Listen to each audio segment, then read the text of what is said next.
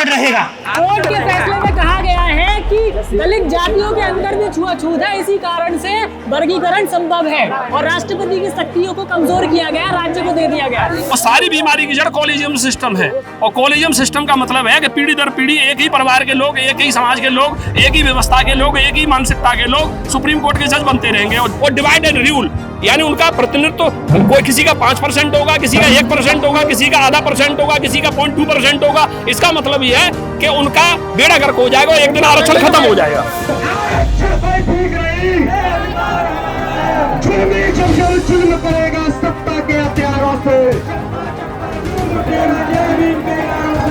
बचाने आए हैं आप लोग? हाँ, बिल्कुल बचाने आए। ये कहा जा सकता है कि हम बहुतायत में हैं, संघर्ष करना हमारी आदत बन चुकी है, इसलिए हम इस संघर्ष में सबसे ज्यादा दिखाई देते हैं। हमारी लड़ाई उन मनवादियों से है, आरक्षण विरोधियों से है। हम सीधी सीधी एक बात कहते हैं, जब देश में आप छुआछूत रखते हो, जातिवाद है हाँ, आप हम लोगों को बराबर नहीं समझते, तो आप आरक्षण पर क्यों बोल रहे हो? आप जातिवाद खत्म कर दो ना, क्यों नहीं जातिवाद खत्म कर रहे? जिस दिन ये आदेश आया था, बहन जी उसी दिन से मतलब एक्टिव हो गई। पहले 1-2 दिन उन्होंने उसका मंथन किया, क्योंकि माननीय सुप्रीम कोर्ट का मामला था, उसको सीधे सीधे चैलेंज करना कानूनी रूप से असंवैधानिक भी हो सकता है, या ये भी हो सकता है कि हम कहीं फंस न जाएं। इसलिए बुद्धिमत्ता ये है कि जो भी स्टेप उठाएं बड़ी मजबूती के साथ उठाएं, बहुत सोच समझ के उठाएं, जहां ना हम फंसे न हमारा नौजवान। देश में आरक्षण एक बार फिर से चर्चा का विषय बन गया है, क्योंकि सुप्रीम कोर्ट ने एक फैसला दिया है जिसके अंतर्गत SC/ST आरक्षण के अंदर उपवर्गीकरण संवैधानिक माना गया है। फैसले के आने के बाद से राजनीतिक चर्चाएं तेज जरूर हो गई हैं, लेकिन राजनीतिक पार्टियां इस पर खुलकर नहीं बोल रही हैं। खुद को दलित हितैषी बताने वाली पार्टियां इस पर बिल्कुल चुप हैं, जबकि जो बहुजन पार्टियां हैं वो इस पर अपना रुख स्पष्ट कर चुकी हैं। बीजेपी, कांग्रेस और समाजवादी पार्टी जैसी पार्टियों ने सिर्फ क्रीमी लेयर पर अपनी बात रखी है, लेकिन अभी तक उपवर्गीकरण पर कुछ भी नहीं बोला है, जबकि फैसला उपवर्गीकरण पर आया था। जबकि SC/ST समाज की ज़्यादातर जातियां इसके विरोध में दिख रही हैं, हालांकि कुछ जातियां इसके पक्ष में भी हैं, और ज़्यादातर जातियों ने 21 अगस्त के दिन भारत बंद का ऐलान किया। और आंदोलन कर रहे लोगों का मानना है कि केंद्र सरकार को जल्द से जल्द इसमें दखल दे करके इस फैसले को पलट देना चाहिए और संवैधानिक संशोधन कर देना चाहिए। जय भीम के नारों के साथ में भारत बंद की शुरुआत हो चुकी है। हमारे पास में कई ऐसी खबरें हैं जहां पर हाईवे को जाम किया गया है, ट्रेनें भी रोकी गई हैं। हम उत्तर प्रदेश के जिला हाथरस में मौजूद हैं। यहाँ पर हम यहाँ की नगर पालिका में आए हुए हैं, जहाँ से इस भारत बंद की शुरुआत हो रही है। बारिश के कारण थोड़ी देरी से शुरुआत हो रही है, इसीलिए भीड़ भी थोड़ा देरी से आ रही है, लेकिन हाँ, यहाँ पर धीरे धीरे भीड़ होती जा रही है। चलिए आपको बताते हैं यहाँ पे कैसे नजारे। जय भीम दोस्तों, तो हाथरस के अंदर भारत बंद का आगाज हो चुका है जय भीम के नारों के साथ में, और तरह तरह के बैनरों के साथ में, जिसमें तरह तरह की बातें लिखी हुई हैं। पिछड़ा आज भी पिछड़ा है, उसको इतना ज्ञान नहीं है, सचिवालय में संख्या 0, इस पर उसका ध्यान नहीं है। इस तरीके के नारों के साथ में यहाँ पे भारत बंद का आगाज हुआ है। तिरंगा साथ में है, नीले झंडे हैं। यहाँ पर देखने की बात यह है कि किसी भी पार्टी का झंडा नहीं है, क्योंकि ये समाज का कॉल है, इसीलिए इस बात पर ज्यादा जोर दिया गया है। मैं कैमरा पर्सन से चाहूंगा भीड़ पर फोकस करें। वही मैं पुल के ऊपर हूँ, अगर देखेंगे तो पुल के ऊपर अलग से भीड़ आ रही है, और यहाँ पे पंचशील के झंडे भी शामिल है। तो दोनों तरफ आप देखेंगे तो इधर भी भीड़ है और उधर भी भीड़ है, और लगभग हर हाथ में इस तरीके के बैनर लगे हुए हैं, जिसमें अलग अलग तरीके के नारे हैं, जिसमें कॉलेजियम को भी टारगेट किया गया है। कॉलेजियम बदनाम है, चंद जजों की शान है। जैसा कि हमको पता है कि इस देश की हायर जुडिशरी में 200-250 परिवारों का राज है, उसका भी विरोध ये लोग कर रहे हैं। पिछड़ों के जो बने हितैषी, उनका काम नहीं भाता, बड़े बड़े सरकारी पदों पर पिछड़ा नजर नहीं आता। सिर्फ दलितों और आदिवासियों की बात नहीं है, ये पिछड़ों की भी बात है। ऐसा इस भारत बंद में हमें देखने को मिल रहा है। इधर भी भीड़ है, उधर भी भीड़ है, और इस तरीके से भारत बंद का पूरा माहौल बन चुका है। बने रहिए हमारे साथ इस वीडियो रिपोर्ट में। जब जुल्म करेगा सत्ता के हथियारों से, जब जुल्म करेगा सत्ता के हथियारों से।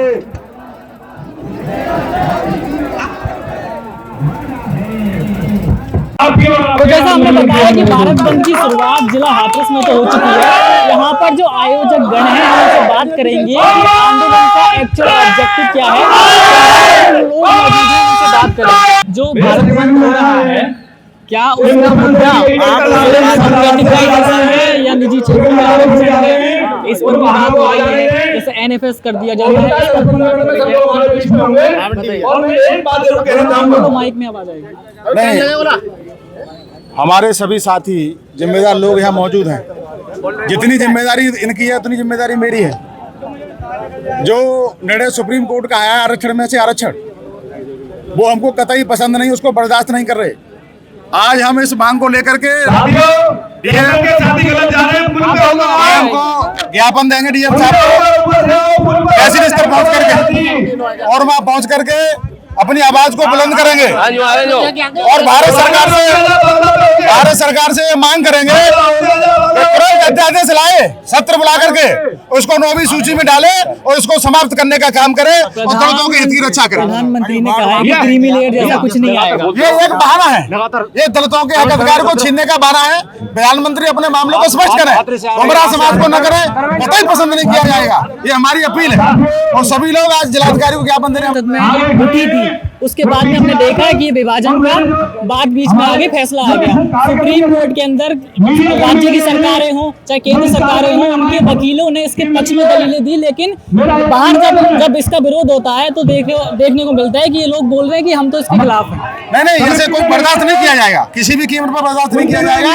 और ये बाबा साहब डॉक्टर अम्बेडकर के संविधान से छेड़छाड़ है, ये गुमराह करके आगे जाके संविधान को खत्म करेंगे।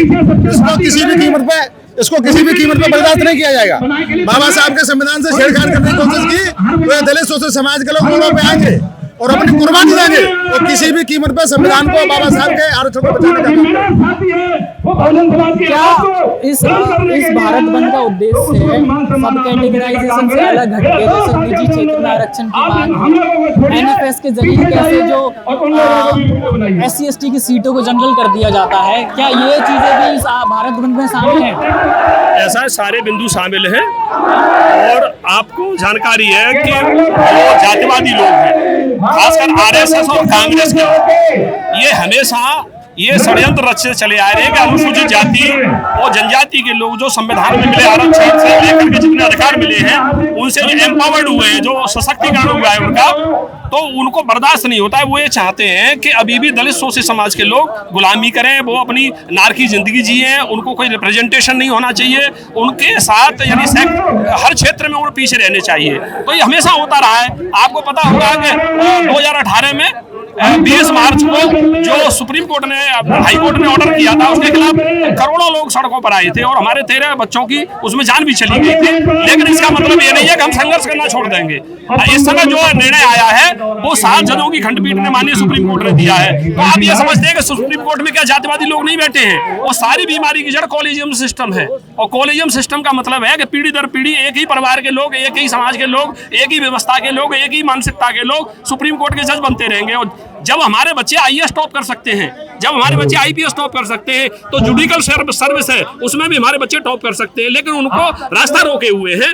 अगर जुडिकल जो आयोग है, कमीशन है, उसको लागू कर दिया जाए तो हमारे बच्चों को भी सुप्रीम कोर्ट का चीफ जस्टिस बनने का मौका मिलेगा और हमारा 22% आरक्षण उसमें भी मिलेगा। तो निश्चित है कि सुप्रीम कोर्ट को ऐसा फैसला नहीं कर पाएगा जो अनुसूचित जाति, जनजाति और पिछड़े वर्ग के खिलाफ होगा। लेकिन सरकार जानबूझ करके कॉलेजियम सिस्टम लागू करती है, जिससे यानी सरकार की मर्जी के आधार पर, सुप्रीम कोर्ट और हाई कोर्ट की मर्जी के आधार पर जजों की नियुक्ति होती है। और यही देखने को मिला है कि हमेशा सुप्रीम कोर्ट और हाई कोर्ट दलितों के खिलाफ, अनुसूचित जाति के खिलाफ ये निर्णय देते रहे हैं। बताया जा रहा है कि SC/ST समाज का कॉल है, लेकिन हमने देखा कि बहुत सारी जातियां जिनको संभवतः महादलित बनाया जाएगा अगर सरकार ऐसा लाती है, वो इसका समर्थन कर रही है और भारत बंद का विरोध कर रही है। एक्चुअली क्या है कि जो अनुसूचित जाति की जागरूक कौम है, जो बाबा साहब अम्बेडकर के सिद्धांत को मानती है, संविधान को मानती है, लोकतांत्रिक व्यवस्था को मानती है, और उन्होंने पुराने समय को देखा है कि दलितों के साथ क्या होता है।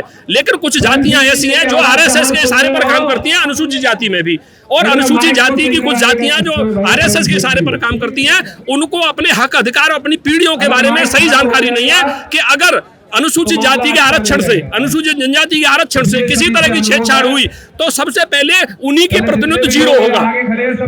अब 2 स्थितियां बनती है। एक तो आप जातिगत विभेदीकरण करेंगे तो आपको कम से कम 5 साल लगेंगे जनगणना कराने में किस जाति की किसी संख्या है। तो कम से कम 5 साल इसमें लगेंगे। अगर आप क्रीमी लेयर करना चाहते हैं तो अनुसूचित जाति में जो जाटव, चमार, अहिरवार, रेगर या जिन पासवान, इनसे अलग जातियां हैं, उनके लोग भी MLA MP से लेकर के बड़े बड़े पदों पे वो भी उससे बाहर हो जाएंगे। तो अनुसूचित जाति, खासकर जाटव समाज के बजाय दूसरी अनुसूचित जातियां हैं, वो इस मुगालते में न रहे कि ये केवल जाटव, चमार, अहिरवारों का ही, पासवानों का ही नुकसान होगा, इसमें सारे समाज का नुकसान होगा। और डिवाइड एंड रूल, यानी उनका प्रतिनिधित्व तो कोई किसी का 5% होगा, किसी का 1% होगा, किसी का आधा % होगा, किसी का 0.2% होगा। इसका मतलब ये है कि उनका बेड़ा गर्क हो जाएगा, एक दिन आरक्षण खत्म हो जाएगा। अभी आप मेरे पीछे देख रहे हैं कि भारत बंद यहाँ शुरू हो चुका है और बड़ी संख्या में यहाँ पे लोग शामिल हैं। पुलिस प्रशासन पूरी तरीके से शामिल है, क्योंकि पिछली बार हमें देखने को मिला कि कैसे दलित समाज के 14 युवकों ने इस आंदोलन के दौरान अपनी जान गंवाई थी। इस बार ऐसा कुछ ना हो, इसी कारण से पुलिस प्रशासन पूरी तरीके से यहाँ पे मुस्तैद है। पहले से परमिशन ली गई है और इस आंदोलन को अनुशासन के ढंग से चलाया जा रहा है, संवैधानिक दायरे में रहकर चलाया जा रहा है, जिसमें प्रशासन से लेकर जो आयोजक गण हैं उनके वॉलंटियर्स भी शामिल है और शांतिपूर्ण ढंग से इस आंदोलन को यहाँ पर निकाला जा रहा है। देखने की बात है कि आगे कुछ होता है या नहीं।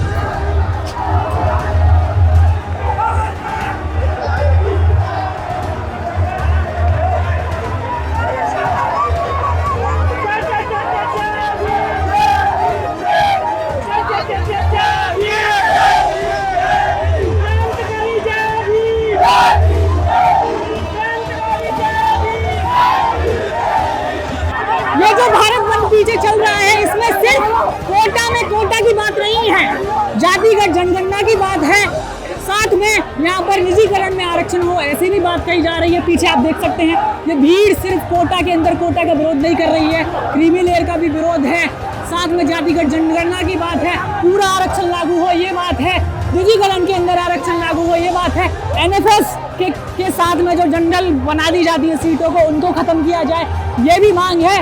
और साथ में जो हायर जॉब्स हैं, ग्रेड A की जॉब्स है, वहाँ भी पूरी तरीके से आरक्षण लागू हो, लेटरल एंट्री खत्म हो, ये सारी मांगे इन लोगों की हैं। साथ में बड़ी मांग ये भी है कि कॉलेजियम सिस्टम के तहत जो हायर जुडिशल सिस्टम है भारत के अंदर, वहाँ पर आरक्षण लागू नहीं है। और हमें रिपोर्ट्स के हिसाब से पता चलता है कि 70 से 80% हायर जुडिशरी के अंदर जो जज हैं वो अपर कास्ट से आते हैं, वहाँ पर वंचित वर्गों की भागीदारी नहीं देखने को मिलती है।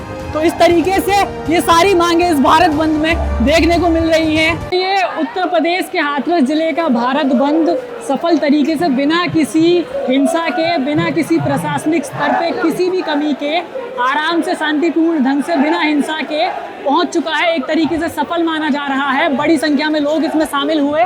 कुछ लोग यहाँ मौजूद हैं, हम इनसे बात करेंगे कि आखिर जो ये आरक्षण के लिए लड़ाई लड़ रहे हैं वो कहाँ तक जाने वाली है और ये कब तक लड़ने को तैयार हैं। इन लोगों से बात करेंगे। हमारे साथ में ये अर्जुन जी हैं, वकील भी हैं। तो पहले तो हमें ये मुद्दा समझाएं कि इतना बड़ा आंदोलन पूरे देश के स्तर पर हो रहा है, कई जगह पर ट्रेनें रोकी गई हैं, बस हाईवे जाम किए गए हैं, लोगों को भी समस्याएं हो रही हैं, कुछ लोगों ने समर्थन किया है, कुछ ने नहीं किया है। आप क्या कहेंगे उन लोगों के बारे में जो SC समाज से आते हैं पर सरकार के साथ हैं और जो वर्गीकरण हुआ है उस फैसले के साथ भी हैं, लेकिन जो कुछ जातियां हैं वो इसके विरोध में, ज़्यादातर जातियां विरोध में? क्या कहें? देखिए, सबसे पहले बात यह है कि ये फैसला माननीय उच्चतम न्यायालय ने जो दिया है इसको समझने की ज़रूरत है। उन्होंने SC ST वर्गीकरण में भी वर्गीकरण कर दिया है, यानी जो आर्थिक स्थिति से संपन्न हो गए हैं क्रीमी लेयर लागू करके उनको आरक्षण ना दिया जाए।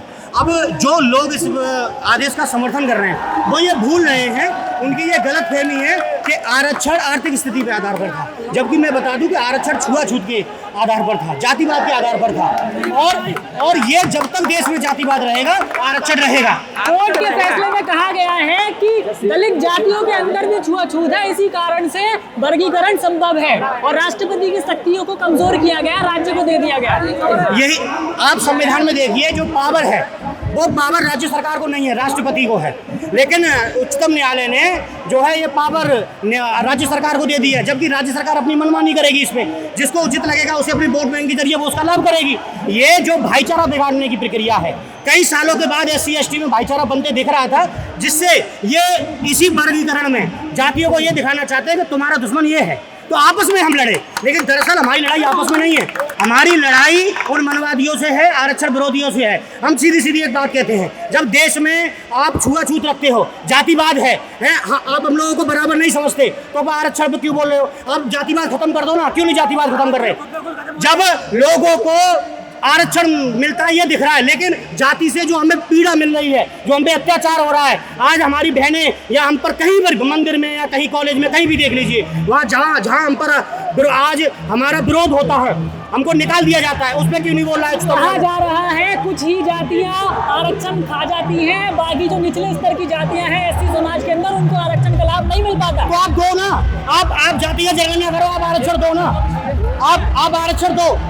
जिन जातियों को आरक्षण नहीं मिल रहा है, आप सर्वे करिए, जाति जनगणना करिए, उन्हें दीजिए, एक्स्ट्रा दीजिए, लेकिन कम से कम जिन्हें मिल रहा है उन्हें तो मत छीनिए ना। क्या इस आंदोलन के अंदर जातिगत जनगणना की मांग है, निजीकरण के अंदर आरक्षण की मांग है, एनएफएस जिसके तहत में बताया जा रहा है कि जो निम्न स्तर की जातियां हैं एससी के अंदर जिनको महादलित बनाया जाएगा, एनएफएस के थ्रू उन सारी सीटों को जनरल कर दिया जाएगा, क्या बोलेंगे इस पे?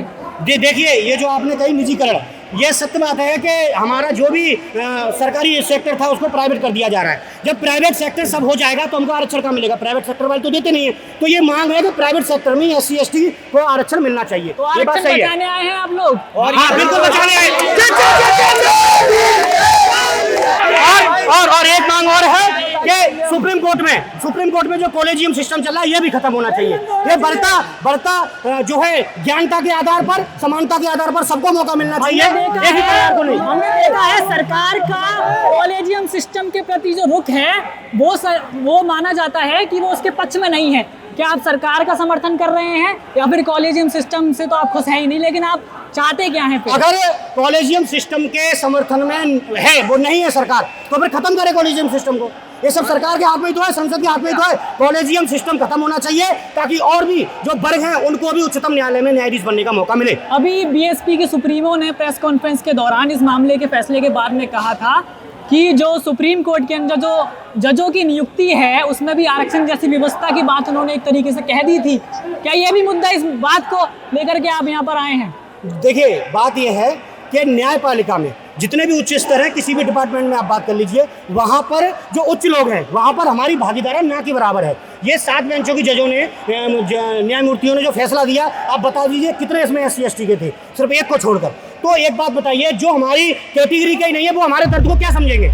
जिन्होंने जातिवाद झेला ही नहीं है वो क्या समझेंगे इस दर्द को? तो हमारा फैसला हमारे लोग जाकर वहाँ बैठ कर लें, इस बात से हम सहमत। तो यहाँ पर इस तरीके का माहौल है, यहाँ पर लोगों में खासा गुस्सा देखने को मिल रहा है और वो कह रहे हैं कि हम आरक्षण को बचाने आए हैं। और इस देश के अंदर जो कॉलेजियम व्यवस्था चलती है जिसके तहत सिर्फ 200 से 250 परिवार इस देश के न्यायालय में बैठे हुए हैं और दलितों के हक में खुद ऊंची जाति के होकर के फैसला सुनाते हैं, उस बात के खिलाफ भी आज ये लोग खड़े होकर के आवाज कर रहे हैं, जातिगत जनगणना की बात कर रहे हैं।